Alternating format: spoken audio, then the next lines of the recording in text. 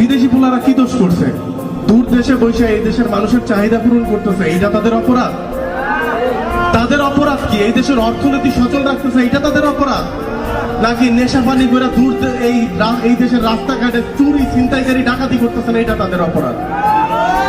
আর একটা বউর যেমন তার স্বামীরে ছাড়া থাকতে কষ্ট হয়, একটা প্রবাসীর তার বউরে ছাড়া থাকতে এর চেয়ে অনেক বেশি কষ্ট হয়।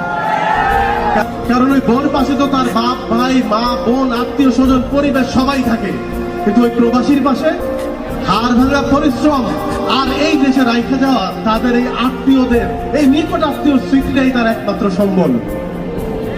একটা ভাই যখন স্কুলে যায় সেই পরীক্ষার ফিটা জোগাড় করে ওই প্রবাসী। একটা বোনের বিয়ে যখন হয় সেই বিয়ের সকল রসদ টাকার যোগান দেয় ওই প্রবাসী। এই দেশে বৈশা যখন আপনারা বিয়ে বাড়িতে খেয়ে তৃপ্তির ঢেকুর তুলেন, এই ছবি দেখে দূর দেশে বৈশা ওই প্রবাসীরাও তৃপ্তির ঢেকুর তুলে। যদি একটা প্রবাসী বিদেশ না যাইতো, যদি সে যন্ত্র হয়ে যেত, সে যদি মনে করতো এই দেশে আর আমার কেউ নাই, তাইলে পরিস্থিতি কত ভয়াবহ হইতো চিন্তা করতে পারেন? কত ভাই পরীক্ষার হলে যেতে পারতো না, কত বোনের বিয়ে হতো না, কত বাপ মা না খেয়ে বিনা চিকিৎসায় মারা যেত। আরে আপনারা আম করে কি কষ্ট দিবেন? কষ্ট পাইতে পাইতে তো আমরা এক একজন অনেক আগেই পাথর হয়ে যাই।